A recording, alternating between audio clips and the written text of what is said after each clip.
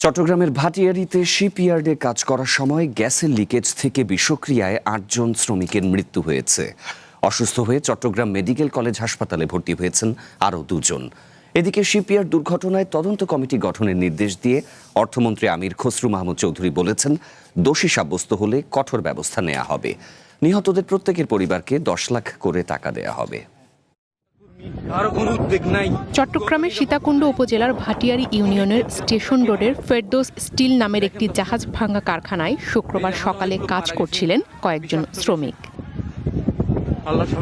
Scrap জাহাজের একটি ট্যাঙ্কে কাটার কাজ করছিলেন তারা। এ সময় জাহাজটির একটি ট্যাঙ্ক থেকে বিষাক্ত গ্যাস নির্গমন হতে থাকে। বিষক্রিয়ায় অসুস্থ হয়ে পড়েন কয়েকজন শ্রমিক। এদের মধ্যে ঘটনাস্থলে ৫ জনের মৃত্যু হয়। চট্টগ্রাম মেডিকেল কলেজ হাসপাতালে নেওয়ার পর আরও কয়েকজনকে মৃত ঘোষণা করেন চিকিৎসক।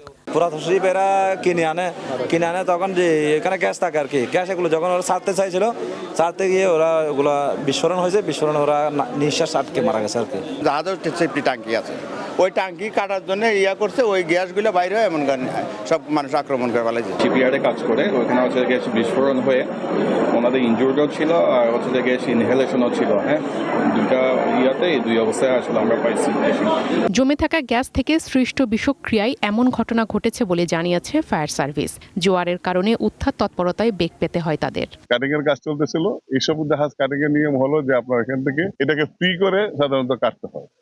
ওরা শ্রমিকরা যখন কাটতেছিল তখন এখানে আপনার ক্লোরিন গ্যাস অথবা কার্বন মনোঅক্সাইড গ্যাস, যেটা আপনার অত্যন্ত মারাত্মক বিষাক্ত গ্যাস, ওরা যখন এটা কাটতেছিল তখন এই গ্যাস আক্রান্ত হয়ে এই দুর্ঘটনা ঘটেছে। পুলিশ জানায়, কর্তৃপক্ষের কোনো গাফিলতি থাকলে তদন্ত করে আইনি ব্যবস্থা নেওয়া হবে। দুর্ঘটনা ঘটে আসলে বলা যাবে না এটা।